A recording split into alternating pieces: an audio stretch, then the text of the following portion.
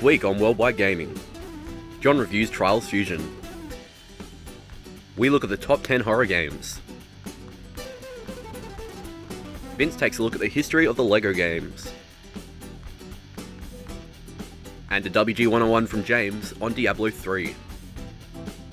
Hello and welcome to Worldwide Gaming. I'm your host Ryan. I'm Vince. And I'm John. Today we're actually looking at Diablo 3, which has changed a whole lot since it first released. I remember when I first got it, I played through, I'm like, cool, this is like top down, wow, yay. No, I'm done.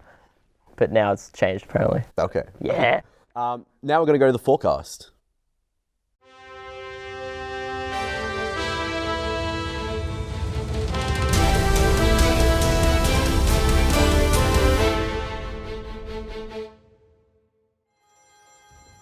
We're going back to the 80s in Hotline Miami 2, coming to PC, PS3, PS4 and Vita. We're getting our animal masks ready. We've given it a 3.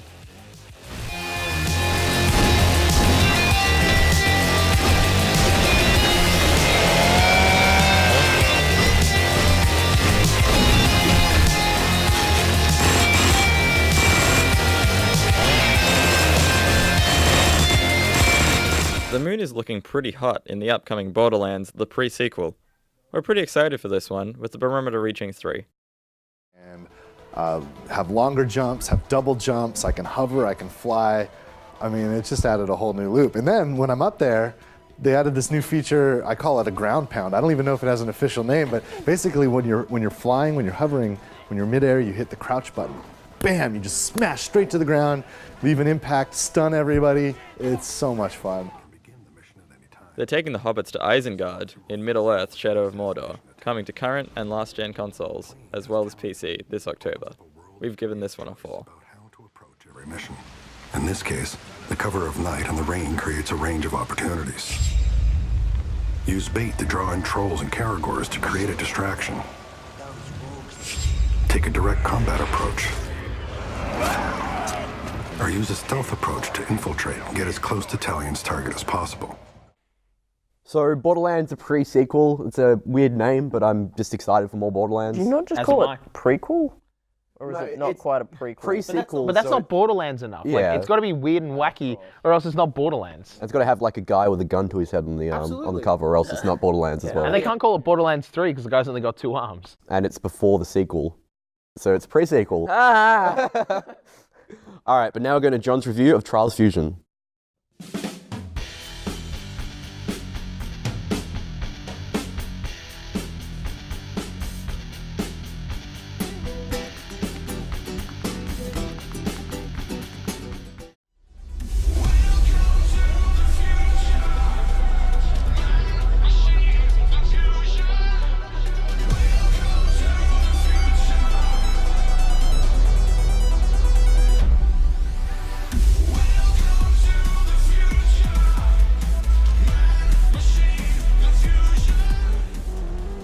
Trials Fusion is the latest installment in the acclaimed Trials series, and it's come quite a long way since the success of Trials Evolution. Fusion manages to retain what was fun about Evolution, while adding enough new features to make it feel more than just a simple reskin. Though at its heart, it's still an A/B motocross racer with an incredible amount of addictiveness that many of us have come to love.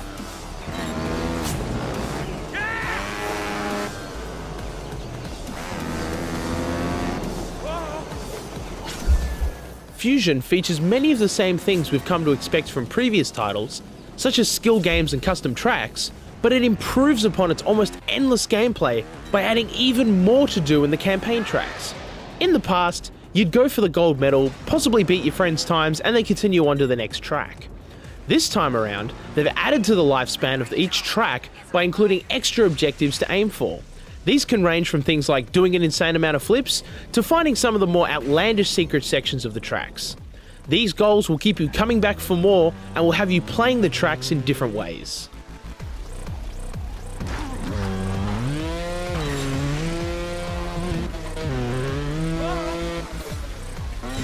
Fusion sees the addition of the new FMX tracks, which are essentially freestyle. You're limited to one bike on these tracks, and you may feel like you're pointlessly spinning the right analog stick around, but after a couple of eureka moments, the tricks become a lot easier to pull off. Having said that though, you'll still more than likely end up in a situation where you're having a good run and then screw it all up by dangling your rider in a direction that you simply can't correct. The addition of FMX is fun, but it feels like it could definitely be improved upon, with a more defined set of moves and the analog stick being consistent rather than camera oriented.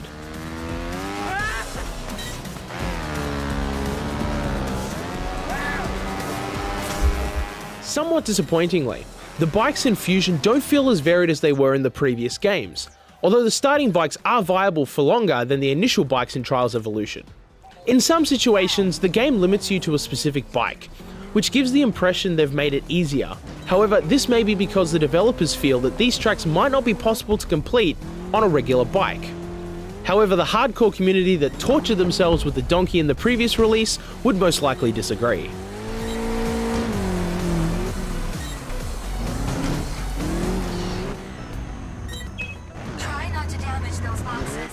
Trials Fusion still maintains its competitive features through global scoreboards and the ability to race your friends or even your own ghost to beat previous scores. The thought's always present, I could beat that, I can do better. If I did this one thing slightly differently, I'd be on top.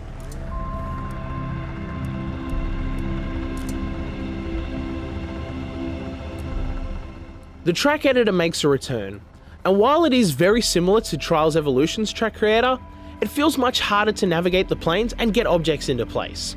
It's almost as if it has a lack of depth perception, and this feeling is not lessened through the use of either controller or mouse and keyboard.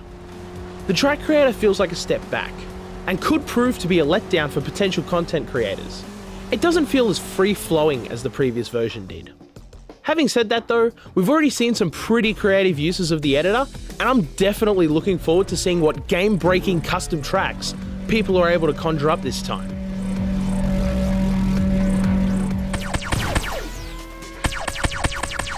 While Trials Evolution for both console and PC had online multiplayer, Red Links have lifted out of Trials Fusion, stating that multiplayer wasn't getting used as much as they would have liked. We see this as a small step backwards, as multiplayer in the previous title was fun to play with friends.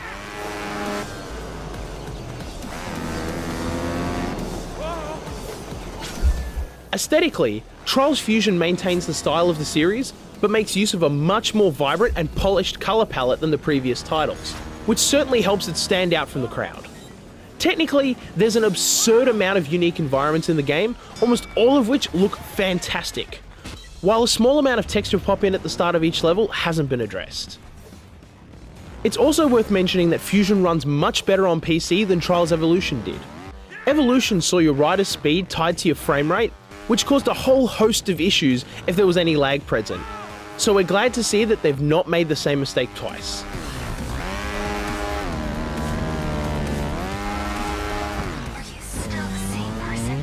While the lack of online multiplayer is disappointing, there's still plenty to keep you coming back over and over again.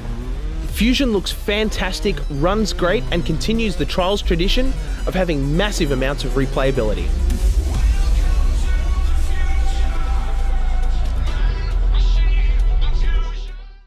Hey guys, hope you're enjoying the show. Be sure to check out our Facebook page where we post all sorts of interesting things, including news and things that we just generally find funny. Also check out our YouTube channel where we post previous episodes as well as extended clips, behind the scenes footage and our blooper reel. You can also check out our podcast on iTunes.